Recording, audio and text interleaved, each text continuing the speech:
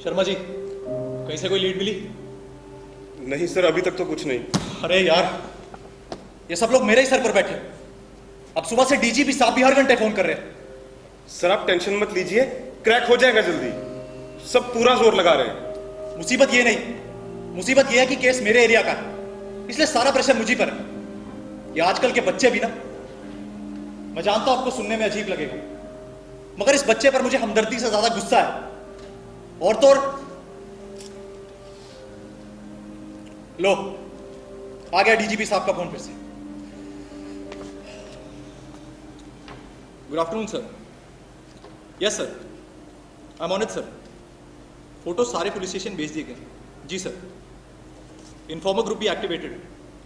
Missing case के proper protocol और procedure follow कर रहे सर। सर कल न्यूज़पेपर में भी आ जाएगा। Don't worry sir, I will keep you posted and I will crack this soon sir.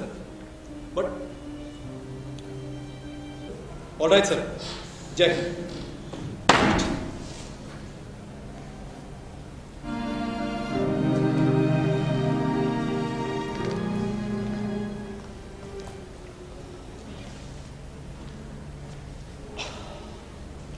Gupta ji, क्या हुआ? इतने गुस्से में? शर्मा जी, जी सर। अब पानी पिला दीजिए प्लीज। जी जरूर सर। आज 2 घंटे की जिरा की कोर्ट में, गला सूख चुका और दिमाग खाली हो चुका है। ये लीजिए सर। Thank you. क्यों सर, कोई खतरनाक केस था क्या? अरे नहीं, खतरनाक केस तो मैं आराम से हैंडल करता हूं। एक फालतू का केस था।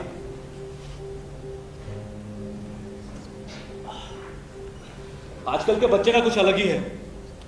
एक जवान लड़का सुसाइड अटेम्प्ट कर रहा था क्योंकि ब्रेकअप हुआ था, और महाशय अपने सुसाइड का सोशल मीडिया पर लाइव ब्रॉडकास्ट कर रहे थे। अरे वो तो लकीली उसके भाई के किसी दोस्त ने देख लिया और उसे टाइम से बचा लिया। मगर उसे इस बात का बिल्कुल भी रिग्रेट नहीं होगा, बल्कि इसे जस्टिफाई कर रहा होगा। बिल्कुल सही कह रहे हैं आप। मेरा भी दिमाग सुबह से ऐसे ही केस की वजह से खराब है। क्यों, क्या हुआ? अरे वो मल्होत्रा इंडस्ट्रीज का जो मेन ओनर है, उसका 11 साल का लड़का सुबह से गायब है। Oh my God, I can understand. आपके सर पे तो पूरे स्टेट की मशीनरी नाच रही होगी, और केस है भी आपके थाने का।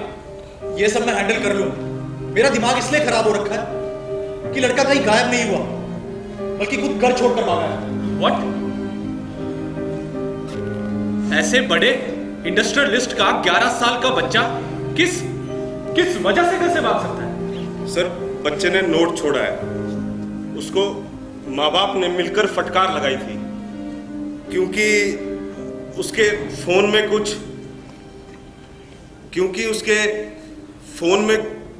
अरे क्या था उसके फोन में शर्मा जी? सर उसके फोन में कुछ अडल्ट वीडियोस मिले थे। नोट में उसने लिखा है कि माँ बाप को कोई राइट नहीं होता बच्चे पर हाथ उठाने का। उसको अपनी गलती का एहसास नहीं था सर, बल्कि माँ बाप पर गुस्सा था। रिडिकुलस। अब सोचिए, छोटे शहर के बच्चों का ये हाल, तो बड़े शहर में न जाने क्या क्या होता होगा। सही में। अरे मैं तो कहता हूं कि बच्चों को बड़े शहर भेजना ही नहीं चाहिए। अपने ही शहर में अपने ही आंखों के सामने रखो। देखिए, अब ऐसा तो रहा नहीं कि अपॉर्चुनिटी सिर्फ बड़े शहरों में है। जहां पर इंटरनेट है वहां से हम काम कर सकते हैं। अब ये जरूरी नहीं कि जॉब्स के पीछे बड़े शहर भागो। हम अपने गांव कस्बे में ही छोटा सा व्यापार शुरू कर सकते हैं। सर बुरा ना मानो तो एक बात पूछूं? हाँ शर्मा जी, पूछिए। तो फिर आपने क्यों अपने दोनों बच्चों को विदेश भेजा?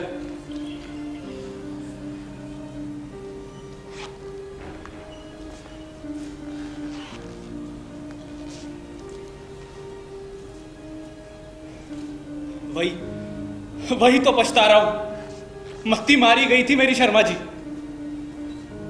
तभी तो मुझे अब एहसास होता है कि गलती ज्यादा मां बाप की होती है और बच्चों की कम। मैं नहीं मानता। गलती सरासर बच्चों की होती। अगर आप अपने बच्चों को बाहर भेजना भी चाहते थे, उन्होंने आपको मना क्यों नहीं किया? अभी मेरे पास भी एक ऐसा ही केस आया, यही बाहर बैठा लड़का सुबह से। नहीं गुप्ता जी, मैं बिल्कुल कन्विंस हूं कि गलती मां बाप की ही होती है। अब यही मल्होत्रा इंडस्ट्रीज का केस ले लीजिए। अरे मुझे नहीं लगता कि उन्होंने अपने बच्चे को टाइम दिया होगा, उसे संस्कार दिए होंगे। अब यही देखिए ना कि 11 साल के बच्चे को मोबाइल फोन दे दिया। मैं भी आपसे सहमत हूं सर। जैसा कि आपके केस में उस युवक ने सुसाइड का सोचा कैसे? अगर वो माँ बाप के नजदीक होता तो अपनी प्रॉब्लम्स उनसे शेयर करता, हर छोटी बड़ी चीज शेयर करता, तो ऐसी नौबत ही नहीं आती सर। अब रही सोशल मीडिया की बात, तो बच्चे वही करते हैं जो बड़ों को करते हुए देखते हैं। जब बड़े ही फोन पे लगे हुए होते हैं तो बच्चे भी यही सीखते हैं। सही कहा शर्मा जी। वैसे एक बात बताऊं, कभी कभी मैं हैरान होता हूं कि आपके जैसा मोम दिल इंसान इस पुलिस स्टेशन में क्या कर रहा है। अरे आपके दिल में इतना दया भाव है, आपको पुलिस स्टेशन नहीं बल्कि किसी अनाथ आश्रम का इंचार्ज होना चाहिए था। क्या सर, अब आप भी मेरे मजे ले रहे हैं? अरे नहीं नहीं, बिल्कुल नहीं। अब देखिए वकील साहब, सीनियर इनकी तारीफ करे तो इन्हें मजाक लगता है। नहीं नहीं शर्मा जी, सच कह रहे हैं हमारे गुप्ता जी। मैंने भी इतने सालों में देखा है, आप बहुत ही नरम मिजाज और बहुत ही अच्छे इंसान हैं। Thank you sir. तो चलिए मैं चलता हूं फिर। आप लगे रहिए मल्होत्रास के बच्चे को ढूंढने में। छोटा ना समझ बच्चा है। आई प्रे टू गॉड कि जल्दी मिल जाए और सही सलामत ही मिल जाए। जी बिल्कुल। तो चलिए मैं चलता हूं फिर। Alright sir. चलिए गुप्ता जी। अच्छा शर्मा जी, ओके सर। ध्यान रखिएगा।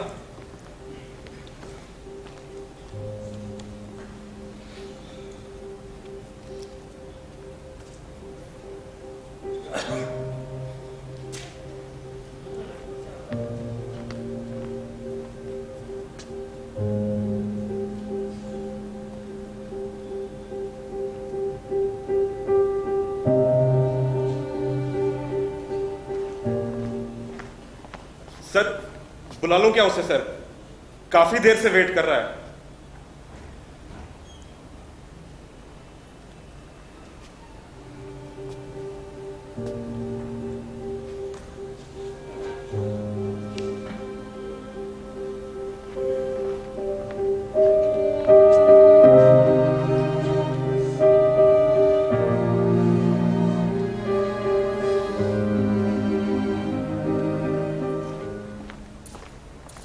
सर पोस्टमार्टम तो हो गया, ले जाने दीजिए ना बॉडी को। बेचारा बहुत सदमे में है, लगता है अपनी मां से बहुत प्यार करता था। अरे कहां प्यार करता था? प्यार करता होता तो मां को ऐसे मरने के लिए अकेला छोड़ता? बैठने दो और थोड़ी देर, मुझे थोड़ा और रगड़ना इस साले को। सर प्लीज ऐसा मत कीजिए, ये सही नहीं है सर। शर्मा जी क्या सही नहीं है? आप भी तो थे मेरे साथ बॉडी देखने गए थे जब। याद नहीं आपको कि बॉडी कैसे सिकुड़ के पड़ी थी? मैंने अब तक के अपने करियर में बहुत सी डेड बॉडीज देखी, मगर उस बूढ़ी लेडी की डेड बॉडी को देखकर कुछ हो गया मेरे मन में। उसकी आंखें याद है कैसे खुली थी, किसी के इंतजार में। अरे लानत है, लानत है ऐसे बेटे पे जिसकी मां का ऐसा असर हुआ हो। पर सर उसमें इस बेचारे की क्या गलती है? ये तो नौकरी के लिए बड़े शहर में रहता था। अब दे देते हैं ना बॉडी अंतिम संस्कार के लिए। गलती गलती जानना चाहते हैं आप? बुलाइए उसे, बहुत हमदर्दी हो रही है आपको। सर छोड़िए ना। शर्मा जी लेके आइए उसे।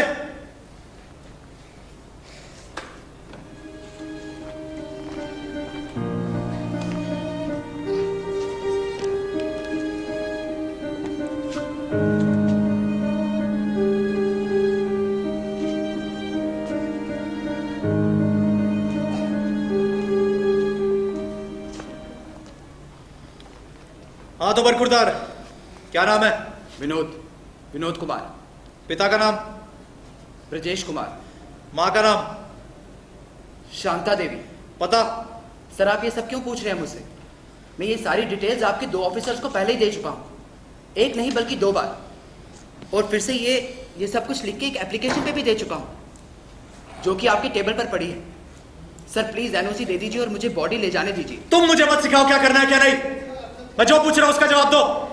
तो सही बात पूछिए ना सर, क्या लेते हैं आप एक मुर्दे को देने के लिए? तो तुम बताओ कि तुम क्या कीमत दोगे अपनी मां की डेड बॉडी की? अब ये कोई ऐसी चीज नहीं कि तुम कहोगे सर रख लीजिए अपने पास। क्यों शर्मा जी, ऐसे ही करते हैं ना बार्गेनिंग करते टाइम। अरे भाई हम तो रख भी लेंगे, लावारिस लाशें हमारे बहुत काम आती है।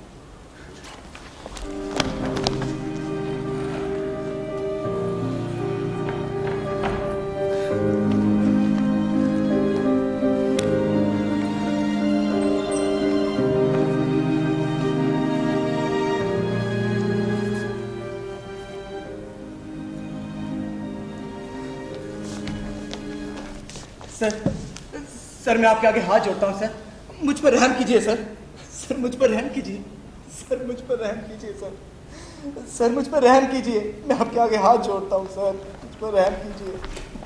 उठिए विनोद जी, उठिए, संभालिए अपने आप को, उठिए, आइए बैठिए यहाँ, आइए बैठिए यहाँ। पानी लेंगे आप? सर बस बहुत हुआ, अब खत्म करते हैं। खत्म नहीं शर्मा जी, शुरू करते, और वो भी शुरू से शुरू करते। तो शर्मा जी केस ये है कि उत्तराखंड के इस छोटे से शहर लाजपत नगर एरिया से कॉल आता है कुछ लोगों का कि उनके एक पड़ोस के घर से बहुत बदबू आ रही है। उनका कहना है कि वहां एक बूढ़ी औरत अकेली रहती है। उन्होंने काफी देर तक दरवाजा खटखटाया मगर अंदर से कोई आहट सुनाई नहीं थी। फिर आधे घंटे बाद हम वहां पहुंचते और वो दरवाजा तोड़कर अंदर घुसते। अंदर घुसते ही उस छोटे से हॉल में एक पलंग के ऊपर वो बूढ़ी औरत मरी हुई मिलती। उसकी मृत शरीर की बदबू से लग रहा था कि उससे मरे हुए 3 या 4 दिन हो गए।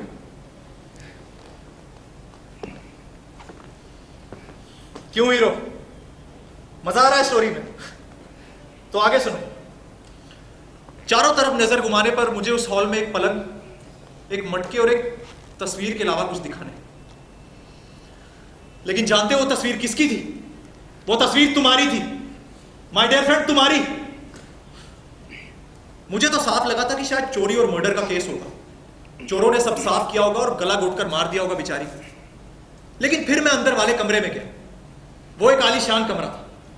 मैं समझ गया कि उस बूढ़ी मां ने अपने बेटे के लिए सजा के रखा होगा, जो शायद ही मिलने आता होगा उससे, क्योंकि सारी चीजें नहीं थी उसमें। एनीवेज, हमने तहकीकात की और इस नतीजे पर पहुंचे, चोरी नहीं हुई, नेचुरल डेथ हुई होगी। हुई होगी? हुई होगी का क्या मतलब? आप तो केस को ऐसे ही निपटा रहे हैं। क्या दुश्मनी क्या आपकी मुझसे? अभी तो पोस्टमार्टम की रिपोर्ट भी नहीं आई और आप केस को नेचुरल डेथ कह के निपटा रहे हैं।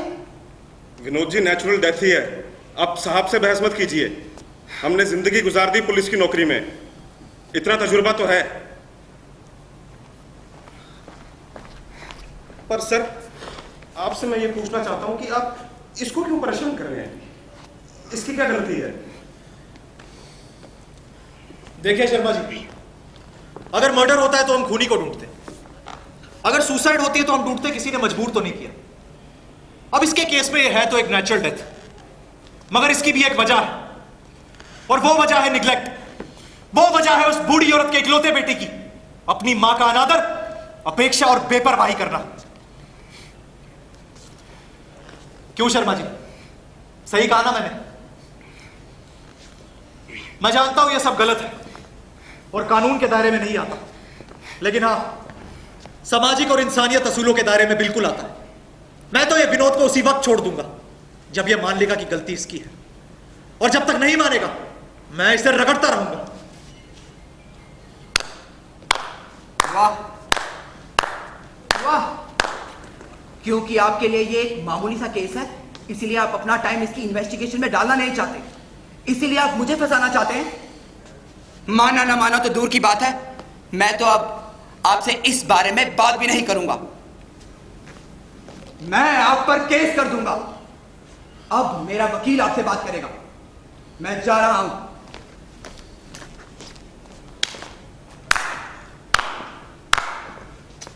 काफी अच्छी एक्टिंग कर लेते हो, लेकिन अब ताली बजाने की बारी मेरी।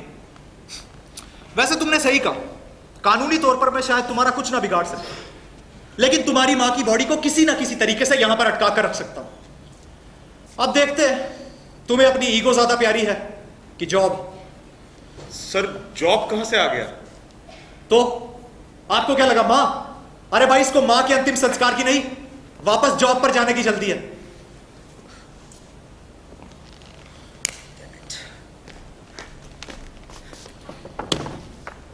पूछिए क्या पूछना चाहते हैं आप? Now we are talking. अच्छा तो ये बताओ कि आखिरी बार तुमने अपनी माँ से बात कब की? हमारे हिसाब से संडे शाम को उनकी डेथ हुई होगी। मैंने फ्राइडे को कॉल किया था। कितनी देर बात की थी? की थी 2-4 मिनट। और कितनी देर करता? कुछ डिस्कस करने को था ही नहीं। बस हालचाल पूछने के लिए हफ्ते में 1-2 बार कॉल कर लिया करता था। और मिलने कब आते थे? आते भी थे कि नहीं? आता था ना, फेस्टिवल्स पर आता था। और लास्ट टाइम कब आए? दिवाली पर। दिवाली? अरे दिवाली गुजरे तो 4 महीने हो गए, उसके बीच 2-3 फेस्टिवल भी आकर गए। अरे छुट्टी भी तो मिलनी चाहिए ना। आप तो खामखा जबरदस्ती ये साबित करने पर लगे हैं कि गलती मेरी है। मेरी माँ मेरी लापरवाही से मरी है। आप जानते ही क्या है मेरे बारे में। मैं 8 साल का था जब मेरे पिताजी चल बसे। वो एक फैक्ट्री में डिलीवेजर थे। माँ अनपढ़ थी, इसीलिए उसने लोगों के घरों में काम करना शुरू किया। मेरी माँ ने बहुत मेहनत से मेरी परवरिश की है, बहुत मेहनत से मुझे पढ़ाया लिखाया। अगर मैं इसी छोटे शहर में रहता तो कभी भी अपनी माँ को झोपड़ी से बाहर नहीं निकाल पाता। मैं बड़े शहर गया, अच्छा कमा पाया, तभी तो माँ को एक छोटा सा मकान लेके दे पाया था। और वो उस मकान में अकेली रहती थी। तो आप क्या चाहते हैं? मैं अपनी माँ को उसी झोपड़ी में रहने देता और खुद भी यही मजदूरी करता रहता? मतलब तुम अपनी जिंदगी संवारने के लिए बाहर गए, अपनी माँ को उसके हाल पर छोड़कर? अरे यार। एक मिनट सर, एक मिनट, मुझे इससे एक बात पूछने दीजिए, बस एक बात। अब आप ही पूछ लीजिए। विनोद जी, क्या आपने कभी अपनी माँ से पूछा कि उनको क्या चाहिए था, आपका पैसा या आप? ये कैसा सवाल? कौन माँ नहीं चाहती कि उसके बच्चे तरक्की ना करें? पॉइंट वो नहीं, पॉइंट ये है कि आपने कभी जानने की कोशिश की कि नहीं? चलिए ठीक है, मैं आपसे ही पूछ लेता हूं। क्या आप नहीं चाहते कि आपके बच्चे तरक्की करें? और ये साहब जो इतनी देर से सिर्फ बातों से ही मेरा 3rd डिग्री टॉर्चर कर रहे हैं, ये जताना चाहते हैं कि ये इस युग के श्रवण कुमार। अरे कोई पूछे तो इनसे जरा, इन्होंने अपने माँ बाप के लिए ऐसा क्या किया है जो बाकी लोग नहीं करते? विनोद जी, ये कुछ अलग नहीं करते हैं, बस इतना है कि उनसे दूर नहीं गए अब तक। जिंदगी ने बहुत मौके दिए आगे बढ़ने के, पर अपने माँ बाप को पीछे छोड़कर आगे नहीं बढ़े। श्रवण कुमार तो नहीं, पर इतना है कि हर शाम माँ बाप को अपना मुंह दिखा देते हैं, उनसे 2 बातें कर लेते हैं। बस करो शर्मा जी, मुझे लगा था इसे अपनी गलती का एहसास होगा। इसे यह एहसास होगा कि इसकी लापरवाही की वजह से इसकी मां का अंत हुआ। क्यों मानूं मैं अपनी गलती? मैंने किया ही क्या है? गलती आपकी है, लापरवाही पुलिस की है। इन्वेस्टिगेट कीजिए और असली मुजरिम को ढूंढिए, क्योंकि मुजरिम मैं नहीं।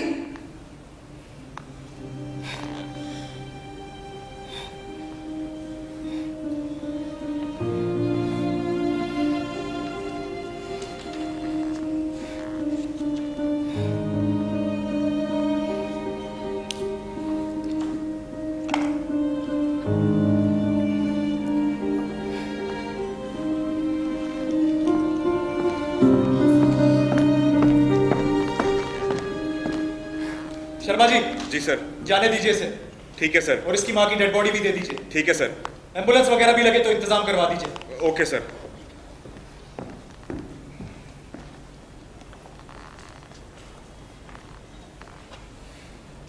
आइए विनोद जी, यहां साइन कर दीजिए।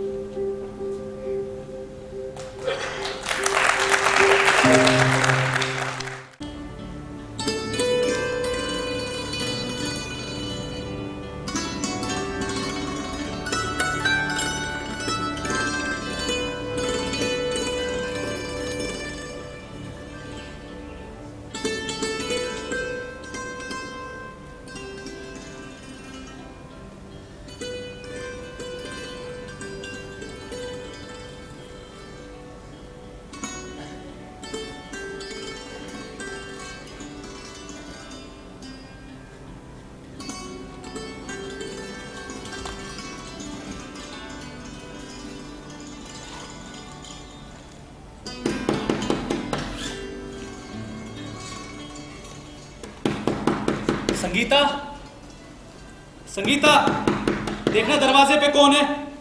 दरवाजा खुला है। आ जाइए, दरवाजा खुला है।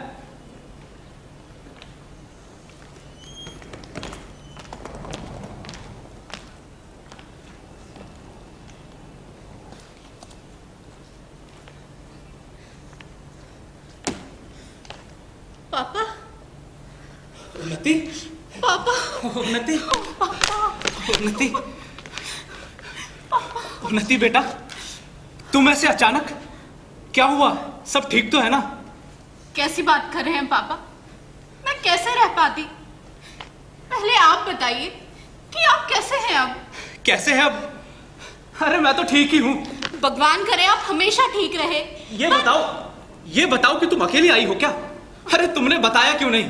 मैं तुम्हें खुद आता एयरपोर्ट लेने को। देखो बेटा, ऐसा मत किया करो। मैं जानता हूं कि तुम्हें सरप्राइज देना अच्छा लगता है, पर कभी कभी सरप्राइज देना भारी पड़ जाता है। वो सब छोड़ो पापा, पहले आप ये बताइए कि आप हॉस्पिटल से कब आए? हॉस्पिटल? हॉस्पिटल नहीं बेटा, अदालत पूछो। मैं डॉक्टर नहीं, एक वकील हूं।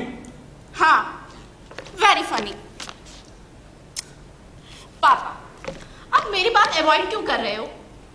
समझ गई मैं, हमेशा की तरह आप अपने बच्चों के साथ कुछ शेयर नहीं करना चाहते, है ना? अरे नहीं बेटा, ऐसा कुछ नहीं।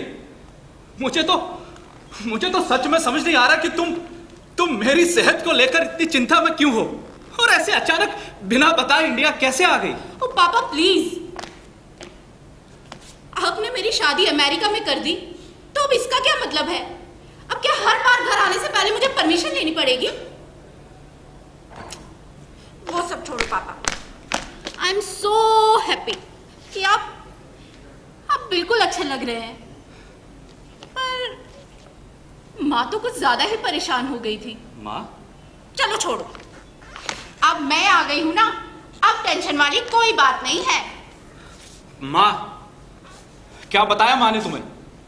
बताओ, क्या बताया उसने? अरे पापा, माँ पे गुस्सा मत करना। संगीता, संगीता! हाँ जी, आई। उन्नति, उन्नति, माँ, माँ, कैसे हो आप? ठीक तो हो ना? संगीता, संगीता, तुम इसको देखकर चौंकी क्यों नहीं? क्या चल क्या रहा है? जी बताती हूँ। 4 साल से मैं दोनों उन्नति और उदय को बुला रही हूँ। इनका मुंह देखने के लिए तरस गई थी, पर यह है कि आने का नाम ही नहीं ले रहे थे। बार बार टालते रहे, तो मैंने सोचा इनको किसी बहाने से बुलाना पड़ेगा। इसलिए उन्नति को 10 दिन पहले मैंने फोन किया और कहा कि आप बहुत बीमार हैं, एडमिट हैं। मैं जानती हूँ उन्नति आपसे बहुत प्यार करती है, रह नहीं पाएगी और भागी चली आएगी। बेटा, तो बुरा मत मान और गुस्सा भी मत कर। औलाद से जुदाई का गम तुम नहीं समझोगी। अभी तुम्हें देखने के लिए तरस गई थी, इसलिए झूठ बोलना पड़ा। ओ कम ऑन माँ, हद होती है हर बात की। ऐसे कोई झूठ बोलता है क्या? वो भी ऐसी बात को लेके। अरे तुम्हें पता भी है ये 10 दिन मैंने कैसे निकाले हैं। अंदर ही अंदर मर रही थी कि कब पापा का मुंह देख पाऊं। अरे कैसे कैसे बुरे ख्याल आ रहे थे मन में। सीरियसली माँ, ये जो तुमने किया ना, ये एक्सट्रीम है। पापा, पापा आप क्यों चुप हो? अरे अरे माँ को हो क्या गया है? इतनी ही याद आ रही थी तो आप दोनों भी तो आ सकते थे वहां। अरे मैं भी तो बुला रही हूं कब से आप दोनों को। मैं क्या बोलूं अब? अरे याद आई थी तो बुलाना ठीक समझा। I mean, बहाना भी ठीक था। तुम शायद और किसी रीजन से आती भी नहीं। क्या?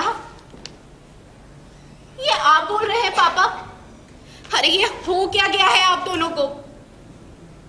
और पापा, आप ऐसे क्यों बिहेव कर रहे हो जैसे ये सारा आइडिया आपका था? आपका ही था ना पापा? नहीं बेटा, आइडिया तो उसी का था, पर बात यह है कि बात यह है कि बताइए ना पापा, क्या बात है? वो बेटा, मैंने भी उदय को फोन करके कुछ इसी बहाने से बुलाया है, वो आता ही होगा। मैंने उससे कहा कि तुम्हारी मां बीमार है, एडमिट है। अरे मुझे क्या पता कि इसने तुझे भी बुलाया है। मुझे लगा कि सिंगापुर से यहां आना इजी है यूएस के मुकाबले में, पर इसने तेरे साथ भी यही किया है।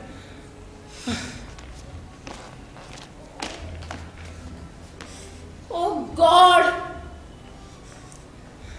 कैसे पेरेंट्स हैं ये? अब क्या बोलूं मैं?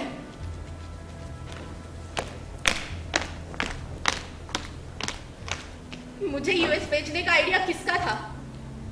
हाँ पापा, किसका आइडिया था? मैं तो पापा से दूर जाना ही नहीं चाहती थी। कितने अच्छे रिश्ते आ रहे थे मेरे लिए। फिर पापा तो बस यूएस वाले रिश्तों में ही इंटरेस्टेड थे, क्योंकि इनको अपने रिश्तेदारों में झूठी शान जो दिखानी थी, वो भी ऐसे रिश्तेदारों में जिनको आज शायद याद भी नहीं होगा कि मैं यूएस में हूं कि कहीं और। अरे जिनके खुद के बच्चे उनके साथ है। पर पापा, आपने अपनी झूठी शान और दिखावे के चक्कर में हम दोनों को दूर कर दिया। अरे वहां अपना उदय, वो भी यही है कि पापा की तरह प्रैक्टिस करना चाहता था ना, पर पापा को वो सही नहीं लगा, क्योंकि अगर इनके बच्चे फॉरेन में जॉब ना करते हो तो इनकी शान के खिलाफ होता है।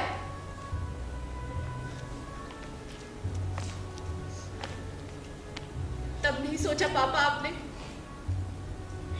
बुढ़ापे में आपको अपने बच्चों के पैसों से ज्यादा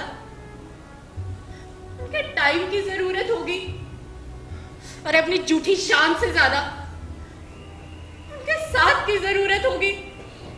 अरे वो सब भी छोड़ो, आप दोनों खुद को गनीमत जानते कि आपके खुद के बच्चे आपसे दूर नहीं जाना चाहते थे, तो फिर क्यों पापा, क्यों दूर भेजा हमें? क्यों दूर भेजा हमें? क्यों दूर भेजा? पर बेटा, तुम भी तो हर साल आ सकती हो ना।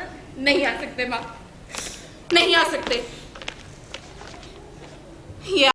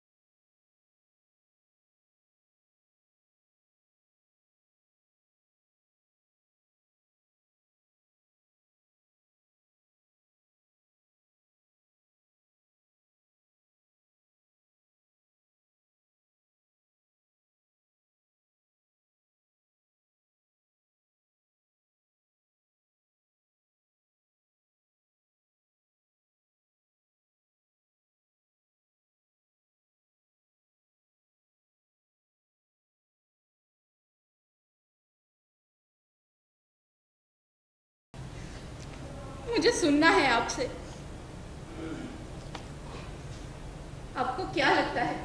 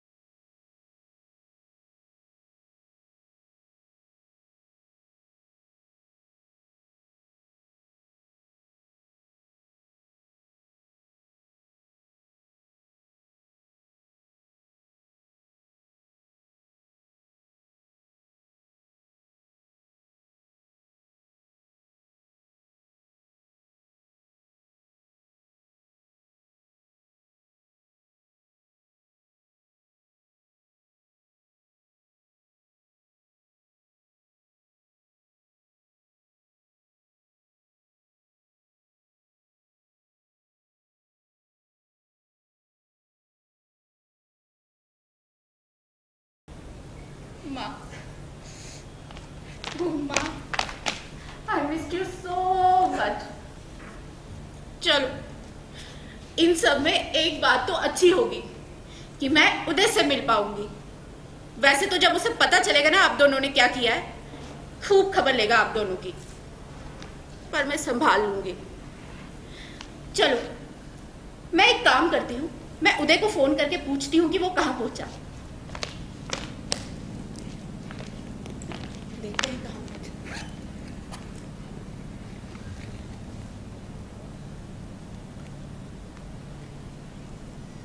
हेलो,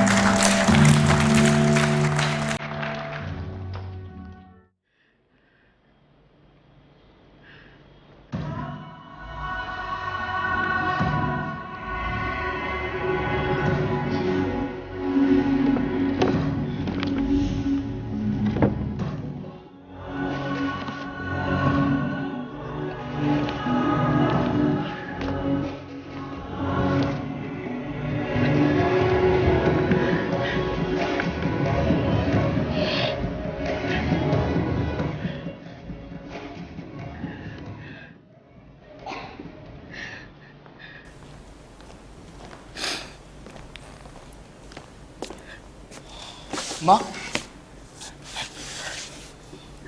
चलिए, कोर्ट का टाइम हो गया। जी।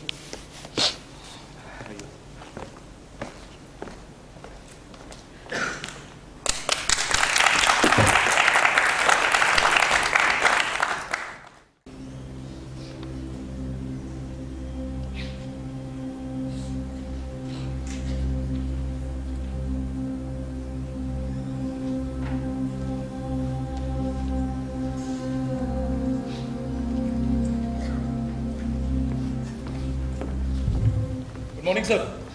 हाँ, आइए गुप्ता जी, बैठिए।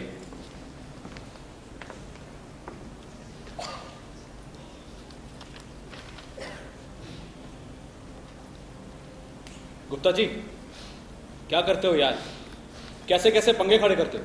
अरे सर क्या बताओ, मैंने तो बात उसी दिन खत्म कर दी, बॉडी भी दे दी, और तो और इन्वेस्टिगेशन करने के बाद नेचुरल डेथ डिक्लेयर करके केस क्लोज कर दिया था, जो कि इस केस की सच्चाई है। I know. मुझे लगता है कि आजकल का यूथ न्यूज़ में रहने के लिए कुछ भी कर सकता है। अरे सोशल मीडिया ने तो इनका दिमाग खराब करके रखा है।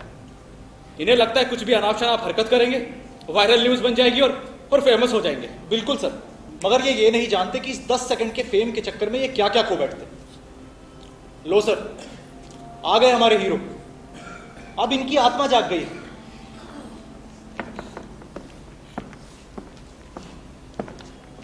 क्यों भाई, अब ये जमीर कैसे जाग गया? उस दिन तो क्या कह रहे थे कि मैं करप्ट हूं, तुम्हें फंसा रहा हूं वगैरह वगैरह। अब ये नई सरदर्दी लेकर के आए हो। असल बात तो यह है कि तुम जैसा यूथ टोटली फ्रस्ट्रेटेड हो। कब क्या करना होता है कुछ पता नहीं होता। सर रहने दीजिए ना आप। शर्मा जी, एक बात बताइए, आप इस लड़के की इतनी तरफदारी क्यों करते हैं? ये आपका रिश्तेदार है क्या?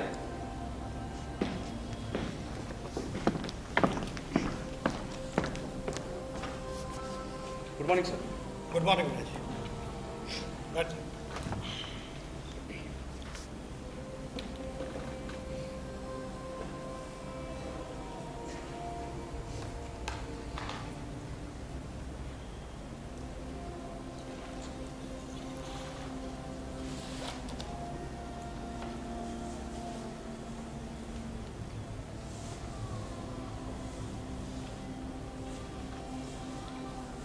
हाँ विनय जी, शुरू कीजिए। Yes your honour. सर, आजकल लगता है कि पीआईएल डालना या अजीब चीजों को तोड़ मरोड़ कर एक पेटिशन फाइल करना एक फैशन बन गया है। योर ऑनर, ये मैं इसलिए बोल रहा हूं क्योंकि आज का केस बिल्कुल ही अजीब है। आपको और यहां बैठे सब लोगों को इस केस का बैकग्राउंड देता हूं। एक अकेली रह रही बूढ़ी औरत की डेड बॉडी उसके घर पे मिलती है। पड़ोसी पुलिस को बुलाते हैं। इन्वेस्टिगेशन में पता चलता है कि उसका इकलौता बेटा दिल्ली में जॉब करता है और वो कभी कभार ही मां को देखने आता है। वो लड़का अपनी मां की डेथ के बारे में सुनता है, इधर आता है, वो पुलिस स्टेशन जाता है पोस्टमार्टम के बाद डेड बॉडी को ले जाने के लिए। Your honour,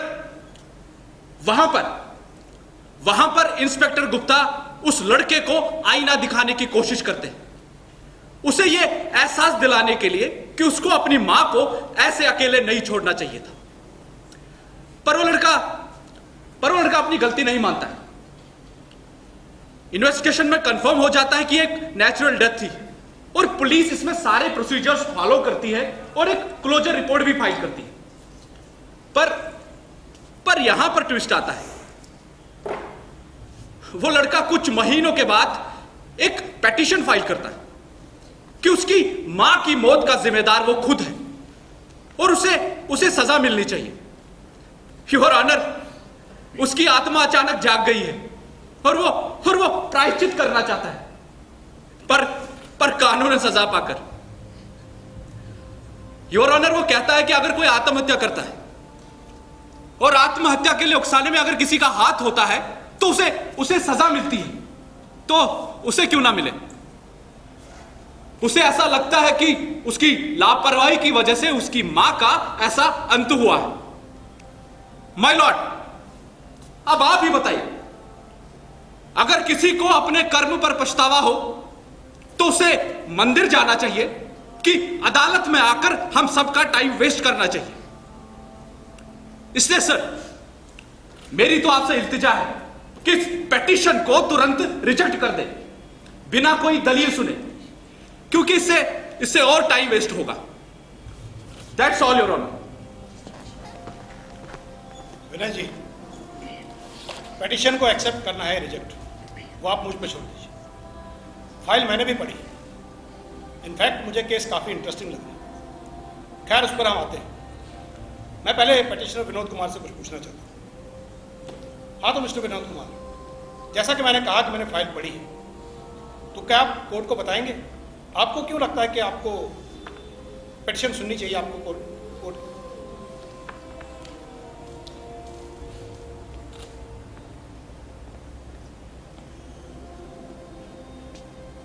thank you sir. Sir, आपने फाइल पढ़ी और हम यहाँ तक इसे डिस्कस कर रहे हैं। मुझे लगता है मेरा आधे से ज़्यादा काम तो हो गया है। कानून मुझे सज़ा दे ना दे, मैं तो खुद को सज़ा दे ही रहा। पर मेरा मकसद खुद को सज़ा देना या दिलवाना नहीं था। मेरा मकसद था कि दोबारा कोई गुप्ता जैसे इंस्पेक्टर और विनोद कुमार जैसा बेटा ऐसे आमने सामने ना आए जैसे हम लोग आए। सर, मैं ये 10 सेकंड के फेम के लिए नहीं कर रहा हूँ। मेरा सोशल मीडिया पर कोई अकाउंट भी नहीं है। पर हाँ, मैं ये ज़रूर चाहूँगा कि ये एक न्यूज़ बन जाए और मुझ जैसे बच्चों को ये सोचने पर मजबूर कर दे कि जब बात आकांक्षाएं और रिश्तों में से किसी एक को चुनने की आए तो उस समय इंसान रिश्ते चुने। योर ऑनर, ये क्या हो रहा है? क्या हम यहां पर एक कंफ्यूज बच्चे का भाषण सुनने के लिए बैठे हैं क्या? बैठ जाइए विनोद जी। विनोद, मुझे ये बताओ, तुम्हारे पास ऐसे किसी केस की रेफरेंस है क्या?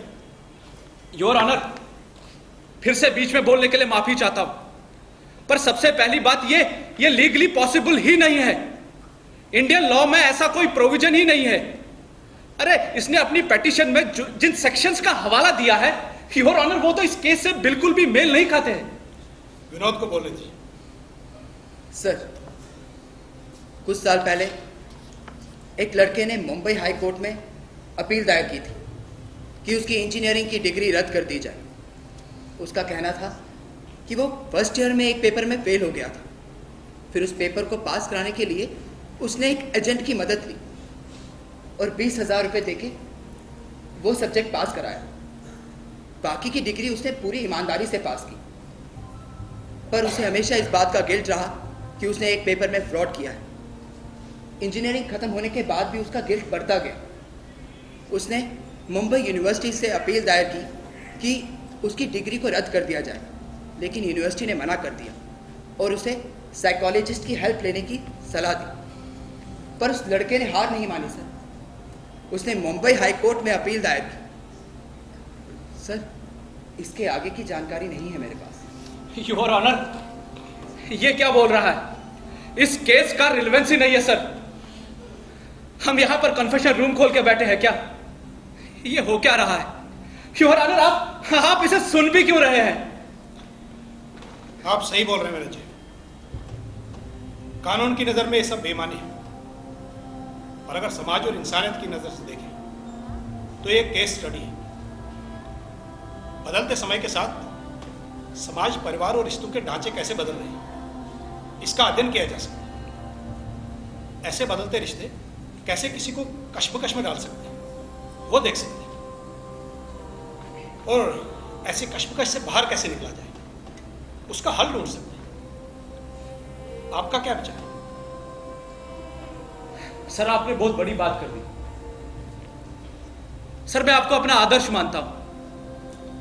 मैं क्या, कोई भी वकील जब यह सुनता है कि जज नियम त्रिपाठी जी की कोर्ट में केस जा रहा है तो सर हमें भरोसा हो जाता है कि इंसाफ जरूर होगा। पर सर, मैं यहां थोड़ा कंफ्यूज हूं। क्या आप इस पेटिशन को एक्सेप्ट कर रहे हैं? पर गुस्ताखी माफ सर, ना तो कोई ऐसा प्रोविजन है और ना ही कोई प्रेसिडेंट। मैं जानता हूं विनोद जी, पर अदालत को इंसाफ का मंदिर भी कहते हैं। इसलिए अगर ये सिर्फ कन्फेशन के इरादे से आया है तो मुझे लगता है हम सुनवाई कर सकते हैं।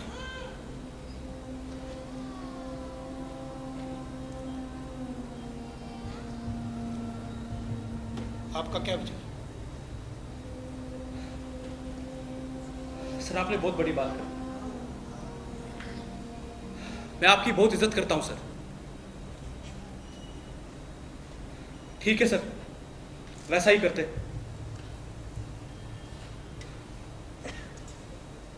तो सबसे पहले मुझे प्लीज सिचुएशन समझने दीजिए,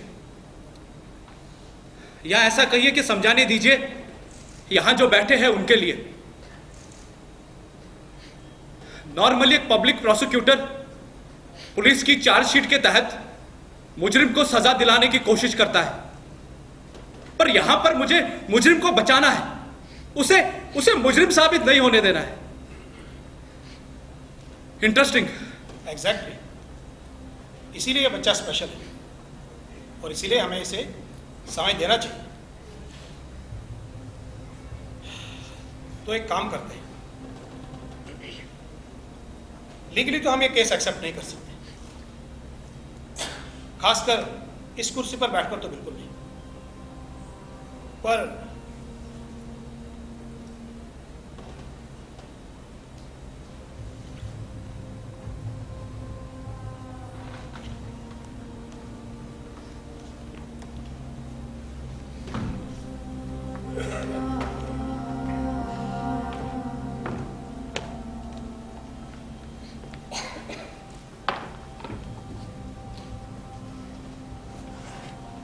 पर यहां बैठकर मैं एक केस जरूर सुन सकता हूं, एक बुजुर्ग के हैसियत से,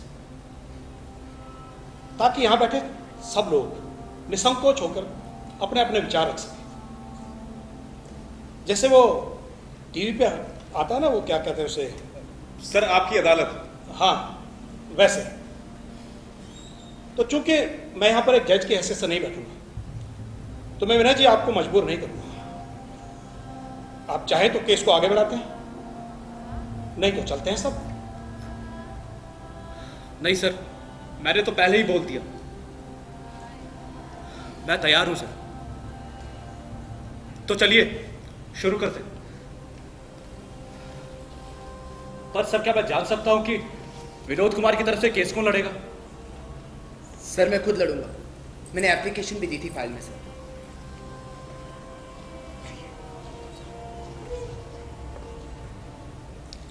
ऑल राइट, अप्रूव्ड। सर मैं सबसे पहले इंस्पेक्टर गुप्ता को बुलाना चाहूंगा, प्लीज अप्रूव। बुलाइए प्लीज।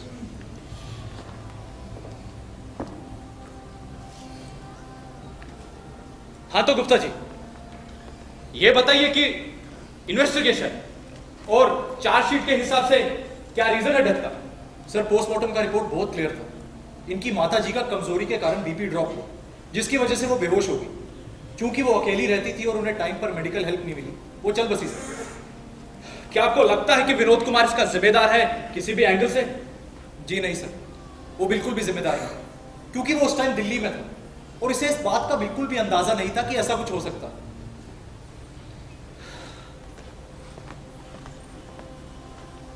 योर ऑनर,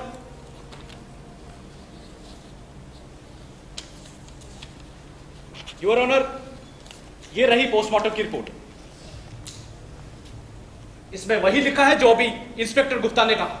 इसके साथ सपोर्टिंग मेडिकल रिपोर्ट्स हैं जो ये साबित करते हैं कि विनोद की माताजी को काफी समय से, यस योर ऑनर, काफी समय से लो बीपी और वीकनेस की शिकायत थी। That's about it your honour. ये एक सिंपल नेचुरल डेथ का केस है। मॉरल ग्राउंड पे किसी को इसका जिम्मेदार ठहराना इज नॉट राइट सर। कानून की देवी की आंख पर पट्टी बंदी होती है ताकि वो कोई भेदभाव न कर सके। वो सिर्फ सबूत, लॉजिक और गवाहों के बिना पर फैसला दे।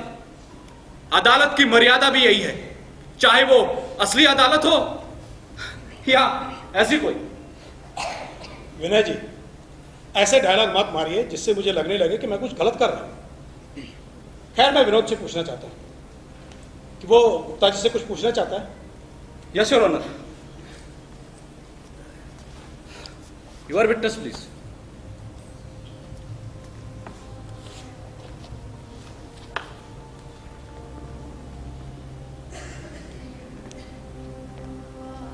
Highly obliged sir. सर मुझे इनसे कुछ नहीं पूछना, बस आपका ध्यान इनकी बातों की तरफ ले जाना है। जैसे कि गुप्ता जी ने कहा, चूंकि वो अकेली रहती थी इसीलिए उन्हें मेडिकल हेल्प नहीं मिल पाई। तो इस बात से ये साबित होता है कि अगर विनोद कुमार अपनी मां के साथ होते तो उन्हें मेडिकल हेल्प मिल सकती थी और वो बच भी सकती थी। उसके बाद विनय जी ने आपको सपोर्टिंग डॉक्यूमेंट्स दिए जो ये साबित करते हैं कि विनोद कुमार की मां को काफी टाइम से लो बीपी की प्रॉब्लम थी। तो लानत है उस बेटे पर जिसने अपनी मां की इतनी सीरियस प्रॉब्लम को कभी नोटिस ही नहीं किया। सर, इन दोनों बातों से यह साबित होता है कि विनोद कुमार ही जिम्मेदार है और सजा भी विनोद कुमार को ही मिलनी चाहिए। जुर्म ऐसा है कि विनोद कुमार की वजह से किसी की जान गई और इस जुर्म की सजा भी किसी की जान ही होनी चाहिए। सर, मैं आपसे विनोद कुमार के लिए फांसी डिमांड करता हूं।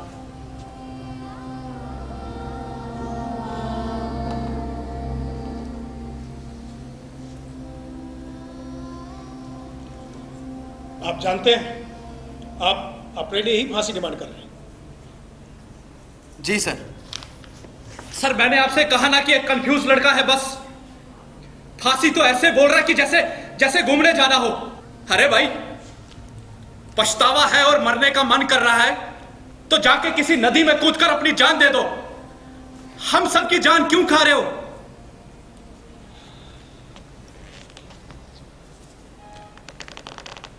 सजा तो मैं कानून से ही लेके रहूंगा।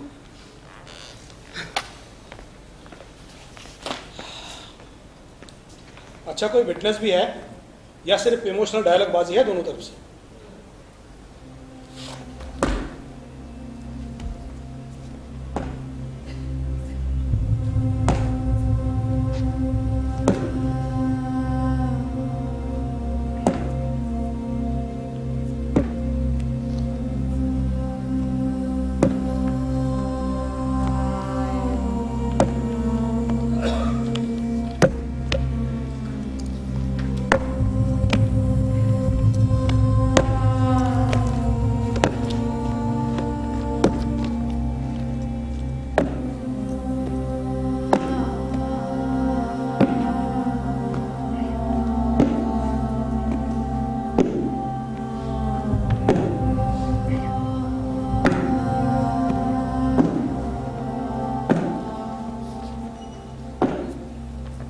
अरे वो कौन आ? और ऐसे अंदर कैसे आ गए? कोर्ट है, कोई गार्डन नहीं। शर्मा जी जरा देखिए इन्हें। रहने दीजिए गुप्ता जी, शायद आपने इनको पहली बार देखा। जी सर, लेकिन ये है कौन? ये पंडित जानकीनाथ भट्ट है, एक कश्मीरी विस्थापित पंडित। ये हर रोज यहां हर कोर्ट रूम में जाके देखते हैं कहीं इनके केस की सुनवाई तो नहीं हो रही। क्यों सर, इनका कोई जमीन का केस चल रहा क्या? जमीन का नहीं, इंसाफ का, आस्था का, उसूल का।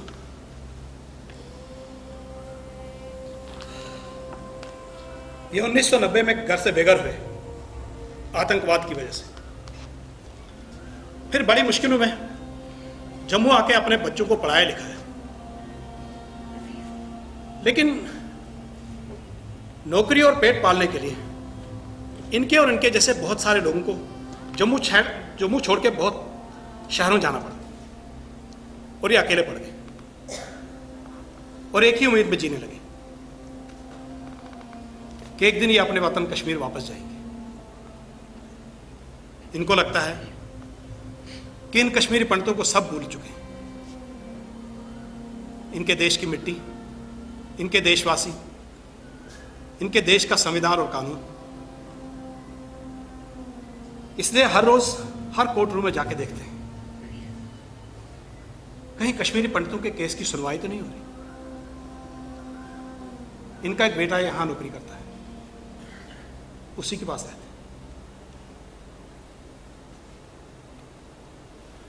सर विद योर परमिशन आगे बढ़े क्या? Yes yes, please please continue.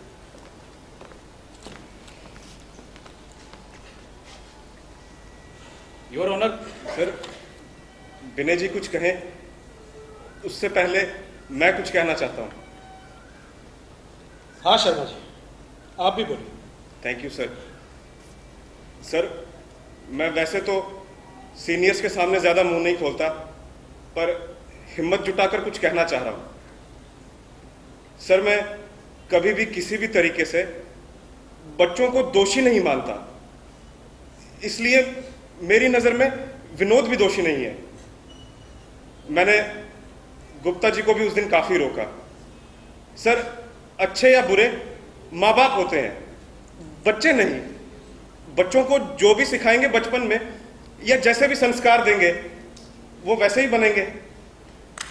Sir, बच्चे खुद तो नहीं आते इस दुनिया में, हम अपनी मर्जी से लाते हैं उन्हें। फिर हम हर चीज का एहसान क्यों जताते हैं उन्हें? बात बात पर कहते हैं देखो हम तुम्हारे लिए क्या क्या करते हैं, देखो तुम्हें वो दिया, देखो तुम्हारे लिए ये लाया, और फिर बुढ़ापे में ये उम्मीद लगा के बैठते हैं कि वो हमारे साथ रहेंगे, हमारी सेवा करेंगे। और अगर कोई बच्चा उन उम्मीदों पे खरा ना उतरे तो वो खराब, ये सही नहीं है सर, ये सही नहीं है। इसलिए मुझे इस बच्चे विनोद से बहुत हमदर्दी है। ये सच में अपनी मां को चाहता था और अपने आप को उसका गुनहगार मान रहा है। इतना ही काफी है मेरे लिए। इसलिए मैं चाहता हूं इसको बिल्कुल सजा ना मिले। यस योर ऑनर, सजा तो इसको बिल्कुल भी नहीं मिलनी चाहिए। जब शर्मा जी बात कर रहे थे तो मुझे भी एहसास हो रहा था कि किस तरह से मैंने अपने बच्चों पर चीजें थोपी है। योर ऑनर, गलती तो विनोद की मां की भी है। क्यों इसे बाहर जाने दिया? ये क्या कह रहे हैं आप? मेरी मां तो देवी थी। उसने अपना सब कुछ मुझ पर लुटा दिया। और ये बात सरासर गलत है कि कसूर बच्चों का नहीं होता। जब अपना कोई डिसीजन लेना होता है उस समय वो ये सोचते हैं उनके लिए क्या सही है और क्या गलत। तो जब बात माँ बाप की आती है तो उस समय अपना पक्ष क्यों नहीं रखते? बस अपने कन्वीनियंस के हिसाब से अपना स्टैंड जस्टिफाई करते हैं। कई बार ऐसा होता है कि बच्चे अपने लिए लड़के या लड़कियां पसंद करते हैं और ये सोचते हैं तो क्या हमारे माँ बाप को भी वो पसंद होंगे या नहीं। और कई बार ऐसा होता है कि हमारे माँ बाप को कहीं घूमने जाने की जरूरत होती है पर वो मना करते हैं, हम फिर भी जबरदस्ती लेके जाते हैं। ऐसी कई मिसालें हैं। मेरी माँ भी चाहती थी कि मैं बड़े शहर जाऊं, अच्छा कमाऊं, तरक्की करूं, लेकिन मेरा मन हमेशा से ये चाहता था कि मैं अपनी माँ के साथ रहूं, चाहे 2-4 पैसे कम क्यों ना कमाऊं। पर मैं फिर भी शहर चला गया, अपनी माँ को उसके हालात पर छोड़कर। अगर हम ये लॉजिक एक्सेप्ट भी करें तो इसका मतलब कि कोई भी बच्चा अपनी मां के पल्लू से बाहर नहीं आएगा। फिर इंजीनियर, डॉक्टर कौन बनेगा? सरहद पर सैनिक बनकर पहरा कौन देगा? मैंने भी कुछ इसी वजह से अपने बच्चों को अपने साथ रहने नहीं दिया। अरे दिल पे पत्थर रखकर उन्हें बाहर भेजा। सर, मेरे पास इन सवालों के जवाब नहीं है। मेरे पास अगर सारे सवालों के जवाब होते तो मैं यहां क्यों आता। मैं आपको बता सकता हूं मुझ पर क्या गुजर रही है। मैं ये सब कुछ 10 सेकंड के फेम के लिए नहीं कर रहा हूं, ना ही फेमस होने के लिए कर रहा हूं। मैं आपको बता सकता हूं,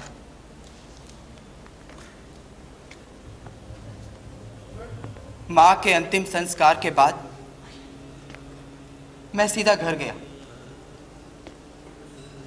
वहां मां की वो खाली खाट मुझसे देखी नहीं गई। मैं सीधा अंदर गया अपने कमरे में, पानी पीने के लिए फ्रिज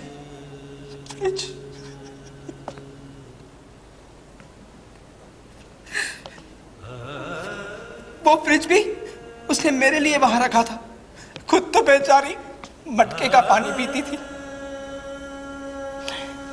फ्रिज खोला तो वहां 3 डिब्बे देखे। मैं जब भी आने वाला होता था तो मेरे लिए लड्डू बना के उन्हें डिब्बों में पैक करके फ्रिज में रख देती थी मेरे लिए। मैं तो ज्यादातर फेस्टिवल्स पर आता था। फिर मुझे ध्यान आया कि मैं तो पिछले 3 फेस्टिवल से आया ही नहीं हूं। उसके बाद मेरा ध्यान एकदम से अलमीरा की तरफ गया। वहां एक नई जैकेट टंगी हुई दिखी।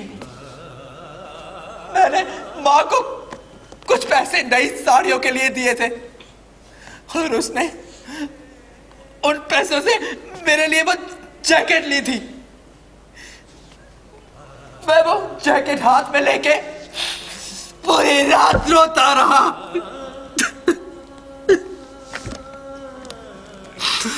उस दिन से मेरी आंख कभी बंद नहीं हुई। मैं कभी सो नहीं पाया हूं। फिर कुछ बड़े बूढ़ों ने कहा कि शमशान वैराग है, 10-15 दिन के बाद नींद आ जाएगी। फिर मेरे दोस्तों ने कहा कि जॉब पर वापस आ जाएगा, ठीक हो जाएगा, डिप्रेशन है। पर जब महीने गुजरने लगे तो मेरा एक मित्र मुझे डॉक्टर के पास लेकर गया। डॉक्टर ने दवाइयां दी, लेकिन सच कहूं तो मैं आज भी सो नहीं पाया हूं। मेरे को समझ नहीं आ रहा मैं क्या करूं। मैं जब भी आंख बंद करने लगता हूं, मेरी आंखों के सामने मेरी मां के वो खुरदुरे हाथ नजर आते हैं।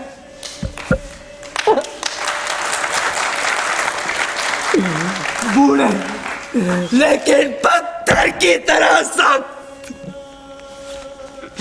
जो कि लोगों के घरों में बर्तन और कपड़े धो कर हुए थे। मैं पागल होने लगा था। मुझे कुछ समझ नहीं आ रहा था मैं क्या करूं। मैं मंदिर गया, भगवान से माफी मांगी, मां से माफी मांगी, अपने आप से माफी मांगी, लेकिन मुझे माफी मिल नहीं रही कहीं से भी, क्योंकि मुझे जिस दिन भी माफी मिल जाएगी मुझे उसे दिन नींद आ जाएगी।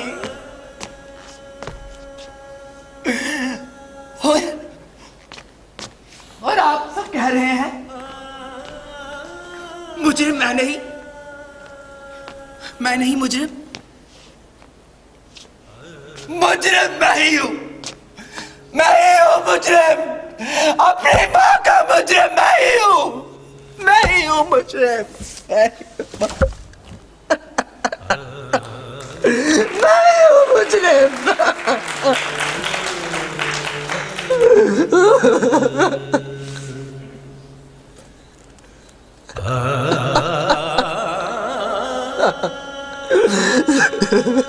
हूं मुजरिम। मुजरिम मैं ही हूं।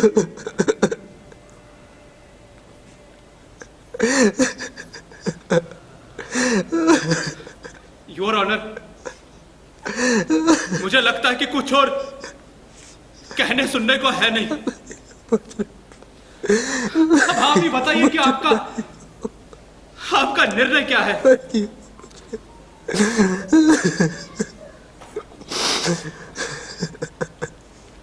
विनय जी, मैं यहां कोई निर्णय देने नहीं बैठा। मैंने तो एक कोशिश की, एक माहौल बनाने की, ताकि सबका दिल हल्का हो सके।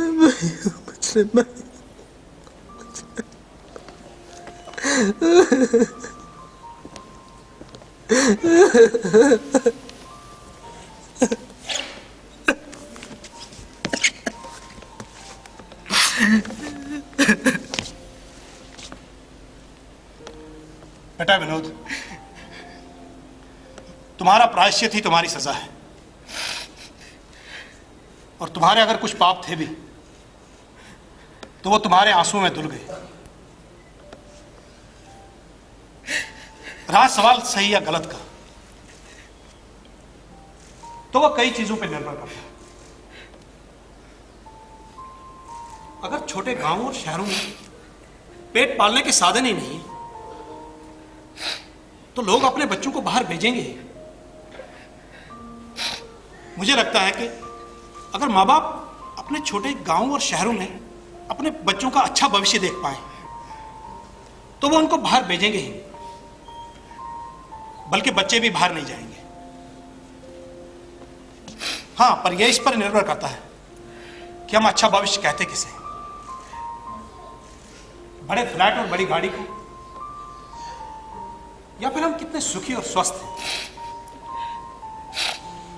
शायद हमारे राजनेताओं को इस बात पर विचार करना चाहिए कि हमें किस प्रकार की उन्नति चाहिए, बड़े बड़े शहर बनाकर या छोटे छोटे आत्मनिर्भर गांव बसाकर। हमें अपने आने वाली पीढ़ी के लिए सुख की परिभाषा भी निर्धारित करनी होगी। उन्हें सुख टीवी और मोबाइल में मिलेगा या फिर गांव के चौपाल पर बैठकर दोस्तों के साथ गप्पे लड़ा लें? क्या हमें पश्चिमी संस्कृति की नकल करके जीडीपी के आंकड़ों से अपने देश और देशवासियों की उन्नति को मापना चाहिए? या फिर वो कितने सुखी हैं और कितने सद्भाव से अपने वातावरण के साथ समन्वय बनाए हुए? ऐसी बहुत सारी चीजें हैं। मैं ज्यादा ज्ञान नहीं दूंगा, पर मेरा फैसला सुनकर जाना होगा। और मेरा फैसला यह है कि आज रात आप सब लोग मेरे घर पर खाना खाएंगे। गुप्ता जी, शर्मा जी को बुलाइएगा। जी सर। बहुत नेक दिल आदमी है। बेटा विनोद, मैं वादा करता हूं आज तुम्हें नींद आ जाएगी। मेरा तो अपना कोई बच्चा नहीं है। मेरी वाइफ तुम्हें देख के बहुत खुश हो जाएगी और मुझे पूरी उम्मीद है कि तुम्हें भी उन्हें देख कर लगेगा कि तुम अपनी ही मां से मिले हो। शाम को जरूर आना। God bless you.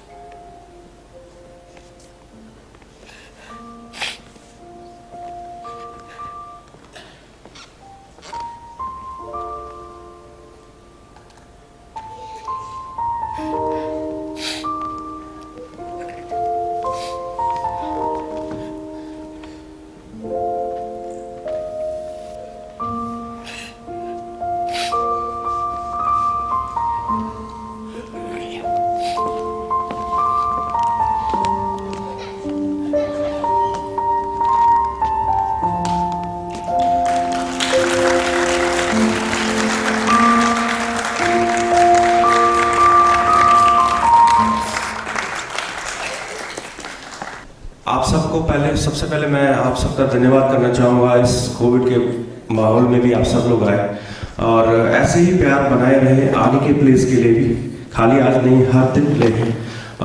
सबसे पहले मैं ये बोलना चाहूँगा कि फर्स्ट टाइम थिएटर फेस्टिवल में आज मेरे एल्डर ब्रदर राकेश भूषण भट्ट जी, जो हमारे लिए हर साल प्लेस इनके प्लेस में करता हूँ फेस्टिवल में, मैंने 2008 में एक प्रण किया था कि हर साल थिएटर फेस्टिवल में मैं इन्हीं का लिखा हुआ प्ले करूंगा। सो आज भी इनका लिखा हुआ प्ले और आज लकीली यहाँ पे सबसे पहले मैं इन्हें बुला लूंगा। आपकी जोरदार तालियां दीजिए राकेश भूषण। इसके साथ साथ जो आपने इसमें विनोद कैरेक्टर देखा, सनी मुच्चू सनी आ जाओ, सनी मुच्चू। जज बीएम त्रिपाठी, किंसी भारती जी, किंसी भारती, इंस्पेक्टर गुप्ता, शिवम कौल, एडवोकेट राहुल केलम, उन्नति हिमाग्नि मोजा, कांस्टेबल शर्मा ऋषभ बामरू और संगीता सुमन जी।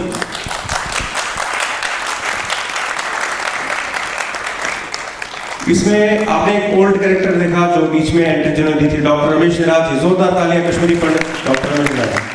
आप बैक स्टेज में बुलाना चाहूंगा। जो आपने इसमें म्यूजिक सुना वो अरेंज मैंने किया है, म्यूजिक मैंने डायरेक्ट नहीं किया, कम अरेंज किया है। तो costume Bharti Kaul ji,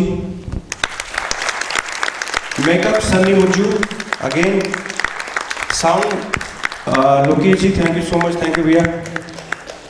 set and property जो थी इसमें मीनाक्षी राकेश भट्ट, मैं चाहूंगा वो भी सेट पे आए, स्टेज पे आए। मीनाक्षी जी का है, आप जोर से तालियां इनके लिए। ये मेरी भाभी है लेकिन हमारी पूरी फैमिली इन्वॉल्व है इन कामों में। सो पब्लिसिटी ओमी, स्टिल ईशू भारती जो ईशू भारती हमारी टीम में है। कृष्णा भट्ट, उसको भी बुलाना चाहूंगा। इन लोगों ने बहुत ज्यादा काम किया सुबह से, सच में बहुत ज्यादा तुम दोनों काम किया। अरे करो। और इसमें एज इट इज हमारे हेमराज जी हैं वीडियो में यहाँ पे, उनके लिए भी तालियां। विमल जी, श्यामलाल जी, प्रिया खर कहाँ है? आ जाओ प्रिया बैक स्टेज। और लाइट में आज मेरे साथ तारा जी थे, मैं तारा जी और लोकी जी का स्पेशली धन्यवाद करना चाहूंगा और पूरी इनकी एकेडमी की टीम का, जिन्होंने हमें पूरा साथ दिया और हमेशा देते हैं, हर एक बंदे का साथ देते हैं। तो मैं चाहता हूँ सब लोग जोरदार तालियां इनके लिए। Thank you so much.